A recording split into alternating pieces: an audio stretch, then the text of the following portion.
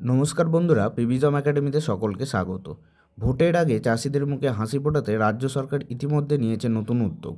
আজ 28শে ফেব্রুয়ারি, আজ থেকেই রাজ্যের বিভিন্ন প্রান্তে আলুর দাম ঊর্ধ্বমুখী। তো রাজ্যের বিভিন্ন প্রান্তে আলুর দাম কত তা জানতে ভিডিওটি শেষ পর্যন্ত দেখতে থাকুন।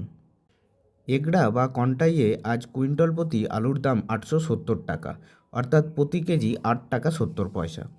করিমপুরে কুইন্টাল প্রতি 740 টাকা, মোহাম্মদবাজারে কুইন্টাল প্রতি 650 টাকা, শামসেরগঞ্জে কুইন্টাল প্রতি 900 টাকা, বেথুয়াডহরিতে 805 টাকা প্রতি কুইন্টাল, গঙ্গারামপুরে 870 টাকা প্রতি কুইন্টাল, কালনাতে 800 টাকা প্রতি কুইন্টাল, শিলিগুড়িতে 925 টাকা প্রতি কুইন্টাল, ধূপগুড়িতে 700 টাকা প্রতি কুইন্টাল, চাঁপাডাঙ্গাতে প্রতি কুইন্টাল 980 টাকা, অর্থাৎ প্রতি কেজি 9 টাকা 80 পয়সা।